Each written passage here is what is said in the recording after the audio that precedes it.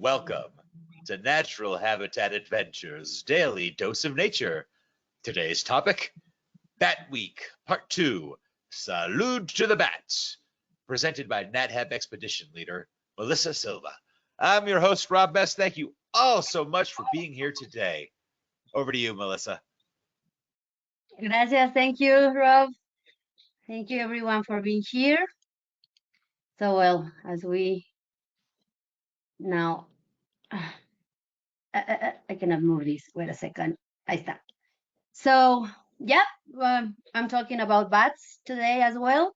As Robert already said, my name is Melissa Silva. I'm a marine biologist, and I've been leading expedition trips for natural habitat adventures for the last, let's say, 10 years. And well, my background is more on marine science rather than inland topics. But well, I'm passionate about all of this, and I'm very passionate about sharing with you all of what I know or all of what I studied. And specifically, if it's something related to Mexico and its culture and something Mexican, I really love to share with you. So let's start with very far away from these days, where bats come from. The first fossils that we have now identified come from about 50 million years ago, more or less. There are very few fossils because they have very thin bones, and the skin also doesn't really preserve very well. So nowadays, the oldest fossils that we have registered of are these two, the Onychonycteris and the Icaronicteris. So, well, those are like the modern shaped bats, the ones that we know. We assume, the scientists assume that the antecessors of the modern bats, including these, are some rodents that might glide while the dinosaurs were around the earth still. So bats belong to the order Chiroptera. That means hand wing for obvious reasons. Their hand is their wing. So there are about 1,400, a little bit more, species identified worldwide, and they are 20% of all mammals that exist today. So in this image, you can see that, I hope you can see the arrow of my mouse here. You can see the highest concentration of diversity, the highest number of species will be in this area of the equatorial South American area here on the Americas. So the red goes to richness of species, the blue fading on blue goes to lower richness. So, well, as you can see, there's a high variety of shapes and sizes, actually. We divide the bats into big groups, the mega chiroptera and the micro chiroptera.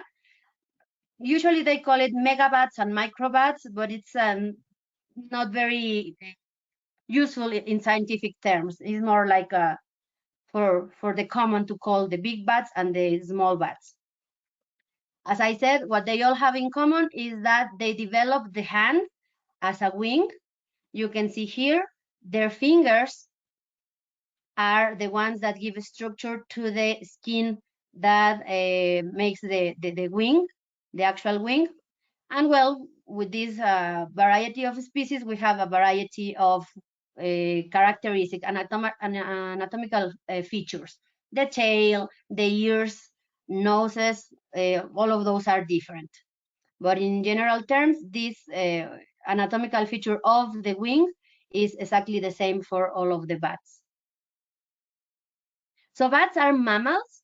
That's one thing that we share in common. They give birth to live offspring. Usually, most of the bats give birth to only one baby per season. There are some species that can give up to 4 pups, can give birth to 4 pups, but those are the few. And a lot of these bats, especially the ones that are smaller in size, they have maternity colonies. They have roosting areas for females only, where the females give birth more or less at the same time. And when it's time to go and find food, all of the females go out, all of the babies stay in the same area, safe and warm, and well, mommy comes back later. Some other bats, like these ones you see on your screen, they can fly with the baby, they can move from one place to another, but those are not the common characteristic. Sometimes the baby, the pup, can weigh 1/3 of the mother weights, so it's kind of difficult to fly with something that is weighing 1/3 of your corporal weight. So some adaptations that they have, as I was saying, they have a variety of shapes and sizes. Usually the macrobats or the megabats, which are most of the times the bats that eat fruit and that we can find in the what we call the old world, Europe, Africa, Asia, Australia. Usually they are adapted to see in daylight. They have very good sight, and they have developed very good sense of smell, because since they are feeding on fruits and flowers, well, they have to find those by the way they look, colors, to see if they are edible or not, and of course the smell. And then we have the microbats that that we can find basically worldwide. Those are the bats that we usually associate with the night, with the insect feeders. So well, those have adaptations based on the use of echolocation.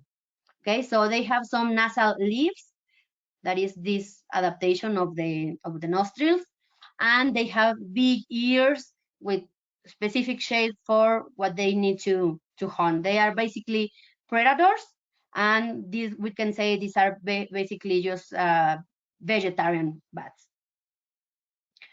So with this variety of shapes and sizes, we have also two world records, two Guinness World Records. We have the smallest mammal among the bats, and well, we have the biggest bat with a record of wingspan and weight. So the smallest mammal in the world is up to these days the bumblebee bat. You can see the size of this seems to be a toy.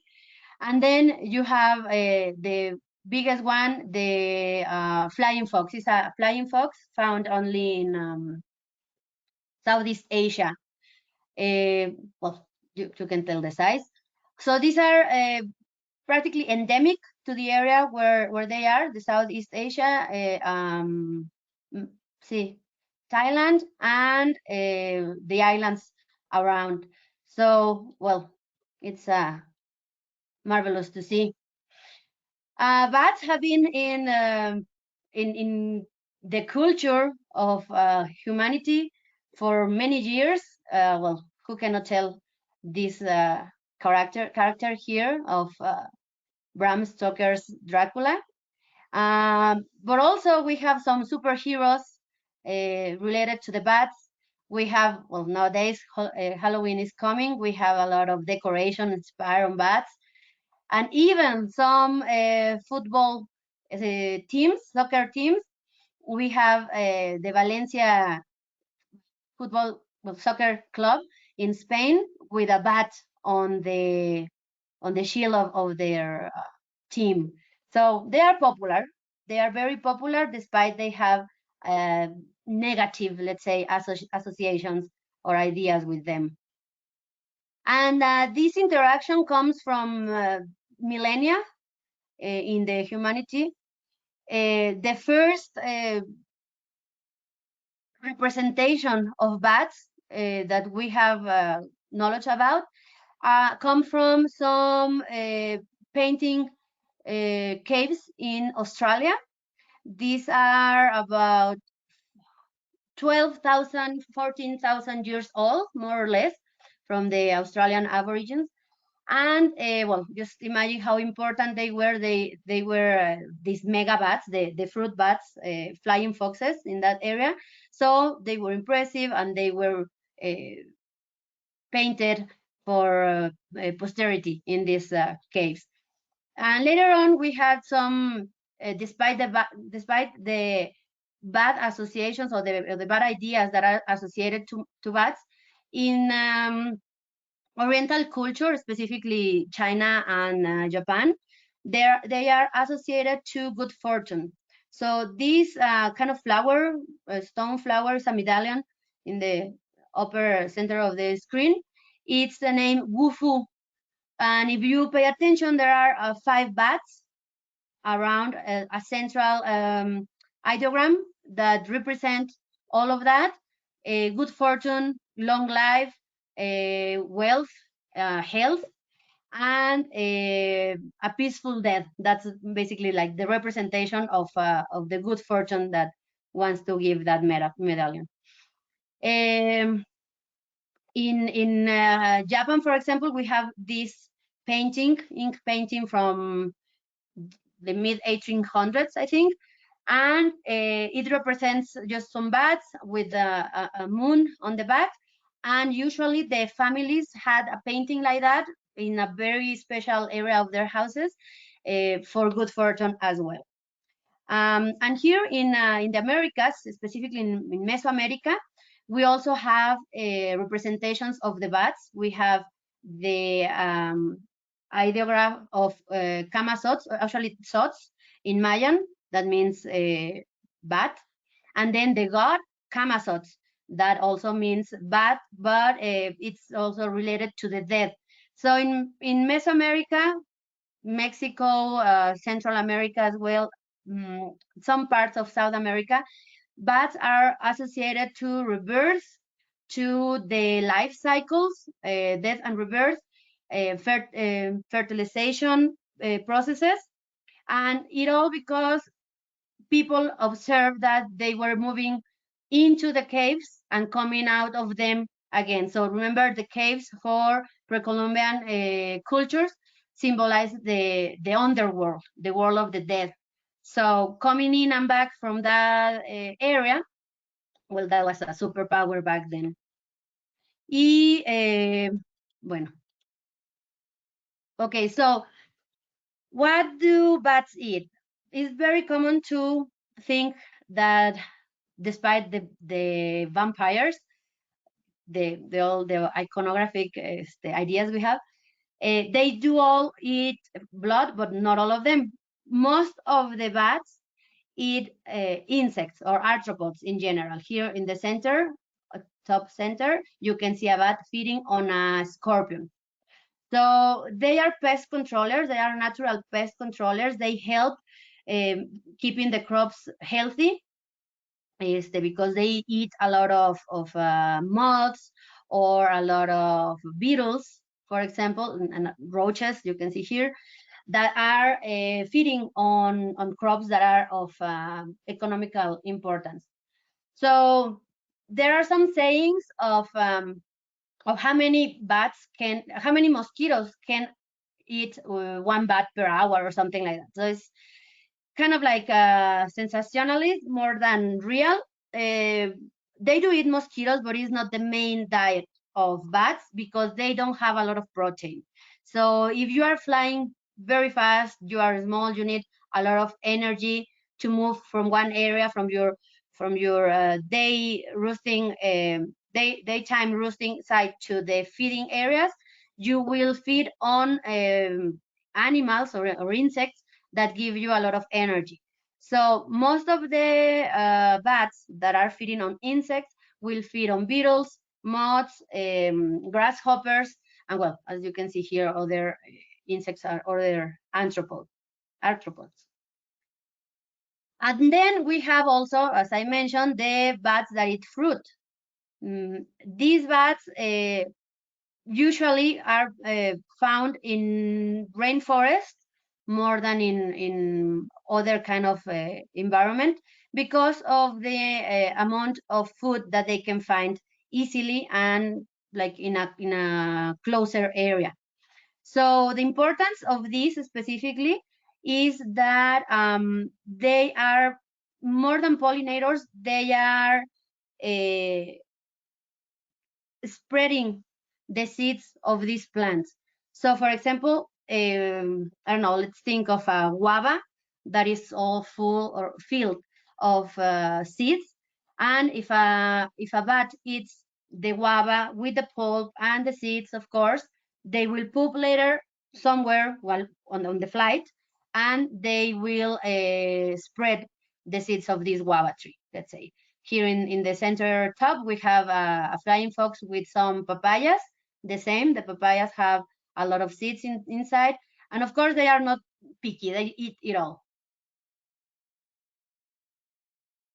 So some other bats feed on vertebrates. So we can call all of these carnivore bats, despite they can feed specifically on fish, for example, the one at the bottom left. But well, the one thing in common they all have is that these are active predators. They can uh, they can chase sometimes their prey, but what they do most of the time, for example, the ones feeding on frogs or other birds, for example, what they do is they try to stay uh, in one area, hidden, let's say in one area, and once they spot the prey, they will fly very fast. They, of course, locate them with the echolocation system that they have, and catch the prey for meal. Well, from more than 1,000, almost 1,400 species, more or less, of bats, only three species are the ones that are feeding on blood.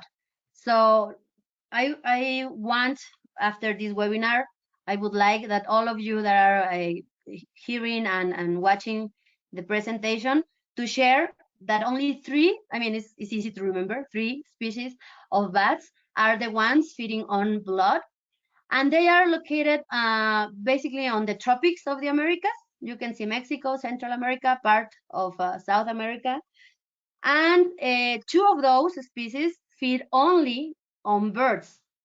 Let's say chicken, let's say I don't know, wild turkeys. You mentioned birds, and only one species of that feeds on mammals, and what they prefer are either cattle, either cows or pigs or other mammals that they find. I don't know. Let's say the ones on Brazil, the capybaras. They can feed on capybaras blood. So let's take out of our mind that vampire bats feed on human blood. That's not true.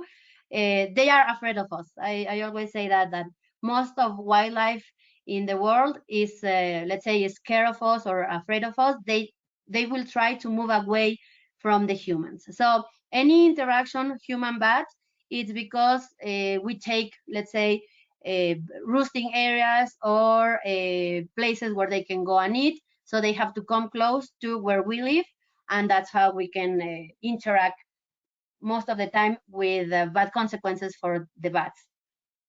So the other group of bats, the other feeding strategy is nectar and pollen feeders on the bats. So these are the ones that I will focus a little bit more, because those are the ones that have special adaptations for the next topic, that is the agave interaction. And well, bats have certain adaptations, let's say, for specifically starting with the echolocation. They develop a different range of frequency for this sessile prey, let's say, no mobile food source. So the plants, for example, develop sturdy stems, the flowers. They have sturdy fat stems. They have a lot of pollen, for example, a lot of nectar, sweet nectar. Instead of sticky, more like liquid nectar, because of course a lot of the bats will be flying, hovering around the flower and not perching. Some of them will, but in terms of make things easier, the flowers or the plants will evolve to give the nectar a little bit faster for the bat. So some plants develop a very specific, very specialized characteristic, these columnar cacti that are found in Ecuador. In the area where the flower will come out, they develop a thicker and longer, let's say, hair. It's not hair, of course, because they are not mammals, plants. We can call them quitas or setas in Spanish. And what happens here is that the bat, with the echolocation system that they have, or how their brain works, I still don't understand, but the way they see, let's say, the flower, if you take a look on the bottom left image, the one on the left, this picture we see on how the sound that the bat sent to the cacti comes back and is received or perceived by the bat. So if you pay attention, if you check, the red color will show an area without flowers, or with the other way, with flowers, with a structure that is similar to the flower, let's say. And then the blue color will show a structure that is different to the flower structure. I don't know if I am making myself clear. So what the bat sees when approaches to the cacti that has these quitas developed is that it's all, let's say, it's all an image all in blue, and then on the center of that is an image of red. So the bat understands, the bat knows that that red image part in the center is the flower. And that's how it goes directly, without wasting time, directly to the flower. So this is one of the most complex adaptations that the plants have towards the bat that pollinates them. And other plants, for example, have leaves that look more or less like an antenna, and makes an echo around the flower that the bat is looking for. So it's highly specialized in these terms. And of course, well, the flowers develop also a lot of pollen in areas where the bats will take the pollen easier. For example, the chest or the back of the body. So the nectar will be all the way to the bottom of the flower. The bat will have to go deep inside the flower, get a lot of pollen, and then when it visits another flower, will pollinate, because it will be the same way. So those are kind of like the adaptations that plants had in order to be pollinated by bats. But now the bats also had adaptations in order to feed on nectar and pollen. So one of the main adaptations, of course, will be the change on the cranial structure, on the bones of the head and the snout. It will be longer, narrower. The teeth, for example, teeth will be smaller or practically non-existent. As you can see on these, they are super tiny and very few. And They also develop a very specialized tongue. So this is amazing to see and to explain. The tongue, most of the pollinators bats will have a tongue that is maybe half of their body. But there is one species, Anura fistulata, that I have here the diagram, that its tongue is 1.5 the size of its body. So it's quite difficult to storage something like that. Also, well, they do have a specific area between their chest and well, in the chest between the heart and the lungs, where they storage most of the tongue and well, some other specialized structures for retraction and projection. So the tongue itself, the very tip of the tongue is also very specialized with some, let's say, vibrisas, we call those, for example, is not a hair, but it's a hairy-like structure. And what happens here is they are not all the time extended or erected. So once the bat finds the flower, with some milliseconds, they send a lot of, you can see here the red, a lot of blood to the vessels of the tip of the tongue, and this pili, all of these structures will be erected and will stay erected to take as much nectar as they can, as the bat can. So it's a matter of milliseconds that this happen, but it's also another adaptation that the bats develop in order to feed on nectar of the flowers. So, bueno, in Mexico, let me talk about Mexico specifically. From all the species in the world, we have about 10% of them. We have a lot of them that are endemic to the country. But from those endemic species, only 2 are feeding on nectar. But despite that, these are not the ones that are feeding on the agave plants and the cacti plants. These 3 over here that are presented, we find them in Mexico, we find them in the south parts of the United States, and some of them travel slightly south to Central America. So these are the ones that are more, let's say, more important to the agave pollination and the what we have now, the theme of the magueyes and mezcales. So the agaves, the genus agave, it's a group that is very complicated, this, because until very recently they belonged to the family Agavaceae, but now with some biomolecular marker, or I don't know how they found out that they are more closer related to onions and garlics and asparagus, for example. So well, it's changing all the time. They say there are some subspecies, and they say there are new species, but later it turns out that it was the same but with different adaptations. So it's a very, let's say, dynamic group of plants. In general terms, there are around 200 species in the world.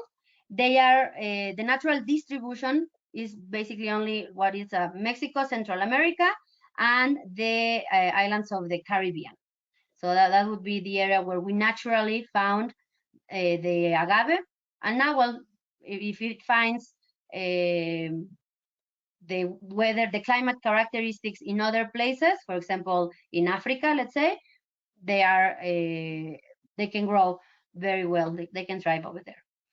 In Mexico, we have around 160 species of agave plants, of magueyes, and almost 75 of them, a little bit more, are endemic to Mexico, 130 more or less. So here in Mexico, there are evidence of the use of these plants since at least 4,000 years ago. So no, 2,000 years ago. So it's a plant that has been growing a lot with the culture of this area. See, something that I want to point out very specifically is that the agaves are not cactus. The cactus or the cacti are a different, completely different family and completely different order of plants. Of course, they are similar because they are spiky. They grow in arid areas or semi-arid areas. But I just heard an example of comparison to say that agaves and cacti are relatives is like saying that hummingbirds and butterflies are relatives just because they fly and they have wings, but that's it. They are not related in any other term. So as I was saying, the agave plants are related a lot, very closely to asparagus, for example, to garlic, to palm trees. They are related as close as we are related to gorillas, for example. That was the example that we can understand better. So there's as I said, there's a high variety of magueyes, of agave plants. You can see they are very similar in shape, structure, but they do have certain characteristics that make them unique. So the general anatomy of an agave is let's start from bottom to top. All the pointy leaves, we call them pencas. The Spanish here in Mexico and Central America, we will call them pencas. And the center of that, where all the pencas, where all the leaves are attached to, is the cabeza or the piña, or the heart of the plant, of the agave. Then once they are sexually mature, they take from the center of the plant one scape or quiote, one inflorescence that can be, it depends on who pollinates the agave. It can be a spiculate or paniculate. So basically it has all of the flowers in one stem, and the other one has the flowers in buds, in branches, let's say. That's the way they reproduce sexually, but they can also reproduce asexually. How they, by the roots, the rhizomes, they take one longer root out and they have an hijuelo or a shoot, or a propagule. That's also the technical name. So the shoots are the ones that are used mostly to reproduce plants in terms of crops, or for the houses, for example, for decoration in houses. Those would be the ones that we will have, and those are clones of the mother plant. See? So we have a lot of benefits from the agave plants. Of course, leaving aside the drinks, we have distillate drinks and we have fermented drinks. But we also have food indirectly given by them, like the worms. We also have some certain uses for them, for the pencas, for the leaves, as spices or condiments. For example, we have the barbacoa that is cooked, wrapped in a penca. We also have the use of these fibers in the making of either textiles, or like in this case, as you can see, the spine and the thread. It was used for weaving any other fabric in pre-Columbian times. This is one of the drinks that we have from mezcales, from agaves. The pulque is a fermented drink from the center of the plant, and it had certain sacred is the ideas or relations. Well, there's a myth that supposedly it was given by the god for the men, so the life to make the men life happier and easier, and as a prize, let's say, or as a gift after the work, after the hard work. So in Mesoamerican times, for the Aztecs, for example, a little bit less for the Mayan people, to be drunk was a very bad thing, or it was sometimes punished with death. So you were able to drink at the end of the day, and you were only able to get drunk on special festivities. So it was something very sacred for a long time here in Mexico, in Mesoamerica. Okay, so from the agaves, from the magueyes, we have some distillates, and all of them can be called mezcales. Why? Because mezcal comes from the Nahuatl word mezcali, and it means just agave cooked or agave baked. So by some researchers, the first mezcal comes from the Oaxaca region, from pre-Columbian times again. And in Mexico, we do not only have tequila and mezcal. We have other distillates that come from the agave genera. So these two drinks, the distillate drinks that are very popular and very important for Mexico, have a denomination of origin. That means that they can be called tequila and mezcal only, and if only, they are grown in one of these states that are shown here, and by a specific species of agave. So, for example, in the tequila, denomination of origin is only from these 5 states. Actually, 2 of those states only have half of its regions with denomination of origin, and the mezcal comes from these other 8 areas. See? So, of course, any other agave distillate can be produced anywhere in Mexico, but it won't be called or sell mezcal or tequila unless it's made out of one of these plants or in one of these states. Okay, so for example, in Jalisco, we have some areas that produce an agave distillate that is called raicilla. Here, I hope you can see it.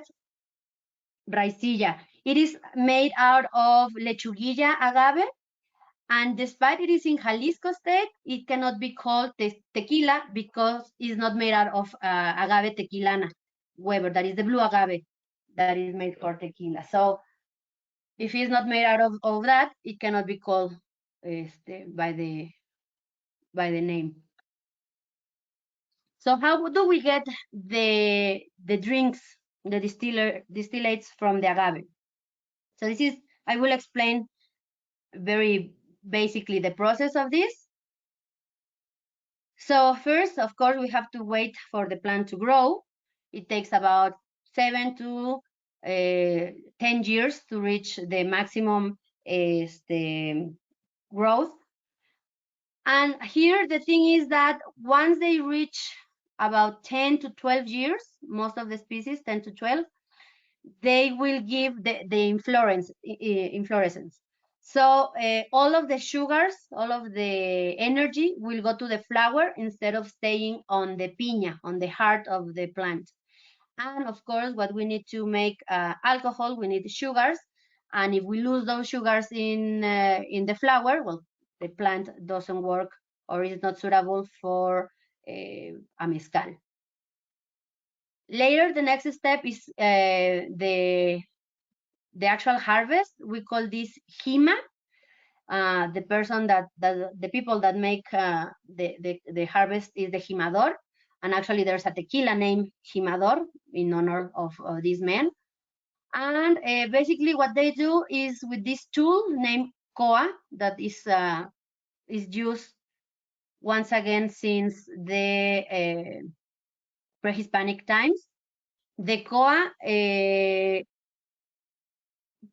cut the leaves, they cut the pencas, and they leave the heart of the agave, the piña or cabeza. In this case, they call it cabeza. And then the next step is to bake them, to cook them. The most traditional way is to do so in a pit on the underground. Later on, we had some ovens made out of bricks. And well, nowadays, we have this industrial machinery that you can have tons and tons of cabezas cooking. Later on, they will extract, after it's cooked, the piña, they will scrap it and take all of the juices of the agave and starts the fermentation. This is a very artisanal way of doing it. Back on the days when this process started, as this, it was made with horses, for example, or mules or donkeys, and then even further back, it was made by hand. Once again, we have the industrialization, of course, with machinery, big tanks. And well, where do bats come in this story? Of course, as I said, most of the agaves that we use in these crops are from propagules from the shoots, so they are clones. Here, the bats that are associated to the agaves are mainly these two that you can see on your screen, and they are migrating north-south from Mexico to well, Texas, Arizona, and New Mexico on the southernmost part. And what happens? They need the agaves, specifically talking about agaves, they need the agaves for their way back. When they come back on winter to stay in Mexico for the winter, you see these are not the only mammals that come in winter to Mexico. They need the agave inflorescences to use them as a fuel, as food source, the main food source for them. So this is called a nectar trail. When they move north to these areas in summer on the south part of the states, they are following the blooming of saguaros and other species of cacti, for example. They gave birth somewhere in the way. They have maternal roosting areas, and then they stay their summer, beginning of autumn, and then they come back at the end of the summer, mid-autumn, by mainland. So if you remember the map where most of the agaves in Mexico are, basically they are on the pathway. Okay, so the agaves are also evolved a little bit different from other plants in order to be pollinated by bats specifically.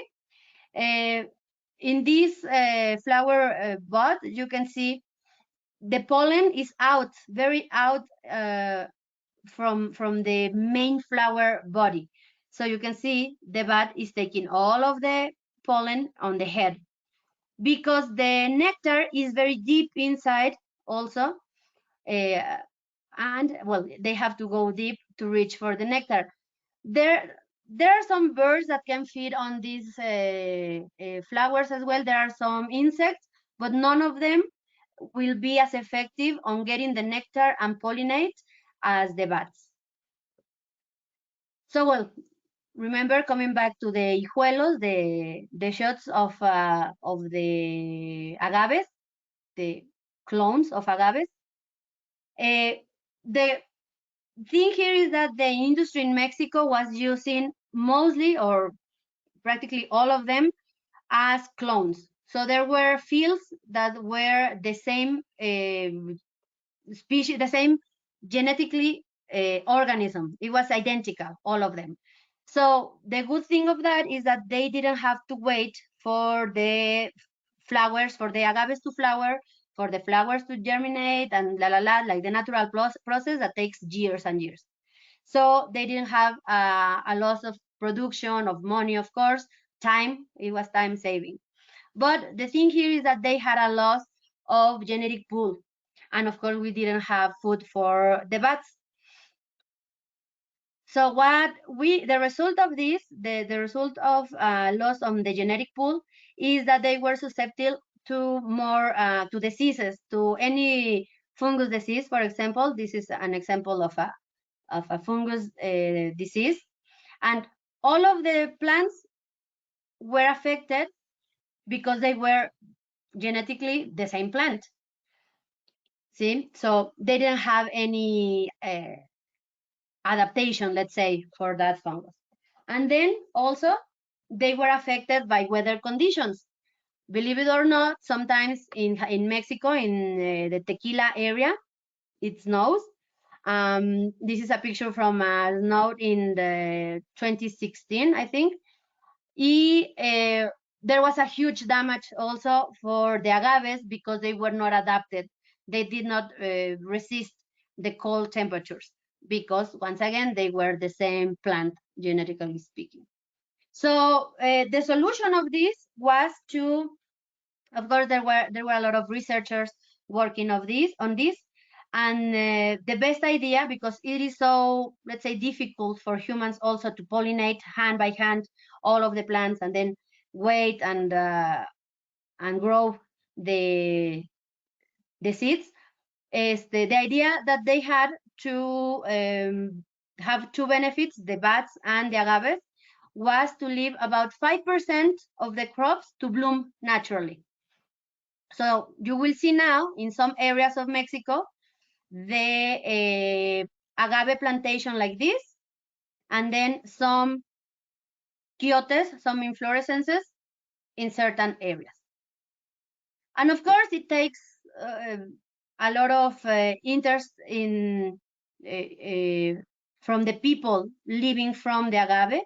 Not all of the brands in Mexico do this in terms of leaving the quiotes to come out, but it is an important thing to do because the tequila is one of the, if not the most important export to the world from Mexico. So to the States, for example, it was like 2 billion liters of tequila in 2019. So this is an industry that is growing and growing, and it is important to keep safe both things that are involved in here, the agaves and the bats. So eventually, when you have time, go to batfriendly.org and you will find a lot of the information on the history as well of how this all was developed, and the brands. I think that's one of the most important things, the brands that you can buy that has the certification of bat friendly. Y bueno, we're almost closing this. For more information, remember we are on the coming to the bat week. You can check any of these websites, and you can also have a backyard that is bat friendly with 4 simple steps. Install a bat house at your home. Don't cut down any dead tree that is safe to stay over there. Those are natural roosting areas. Try to or don't use pesticides because, well, bats are the natural pest controllers, or well, just find an idea of get rid of pests without the use of pesticides and the help of bats. And very important, keep cats indoors. Cats are one of the main noxious fauna, domestic fauna that damages bats and other species in the wild. Check also batweek.org. It's coming starting next week. So just to raise awareness on bats and its importance and how beautiful and important they are. Check this marvelous doctor from the Ecology Institute of the National University of Mexico, Rodrigo Medellin. Actually, if you look for him, Rodrigo Medellin, the Batman of Mexico, they have a BBC documentary about him and about the relationship of bats and agaves and the importance of this. You can also learn more about the tequila production and all the biochemistry that goes involved with this in this lecture of a Mexican doctor specialized on mezcals and agaves. I think it's time to close. That's all. All right, thank you, Melissa. Now, before we start with the question and answer session, I would like to remind everyone that you can submit your questions via the question field in your control panel. So let me ask you this. How large are the bats that eat mammals? How large? Like this large.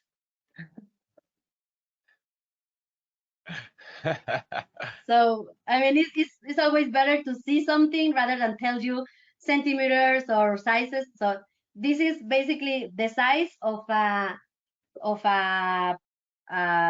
bird eater or a fishing bat, for example, more or less like this. Great, thank you. Good example. So are all bats capable of echolocation? No, mostly, just to put it in simple terms, the microbats, the ones that feed on insects, the ones that feed on mammals, on birds, the ones that feed on fish, those would be the ones that echolocate. The ones feeding on fruits, mostly on fruits, the big ones, those are, they don't have developed the echolocation system in them. Great, thank you for addressing that. But that looks like that's going to be the last question that we do have for today. So I'm going to throw it back to you for your closing comments. Bueno, so I think it's Bat Week coming here. We were here for the bats. I hope you all have tequila or mezcal or raicilla back home, that you can share the tequila, but also share the information about the importance of bats for the margaritas and your drinks on the bar. So salud for the bats. Thank you so much for taking the time to present for us today. And I would also like to thank everyone who tuned in today. If you're interested in information on how you can travel with NatHab, give us a call at the number on your screen or send us an email at info@nathab.com. Our adventure specialists are happy to help you out. Join us next week for our next Daily Dose of Nature. You can check out next week's lineup, including registration links on our website at nathab.com/webinars. We did record today's presentation, and we will have the replay available on our website soon. With that, I will conclude the webinar. Goodbye, everybody. We'll see you next time. Salud.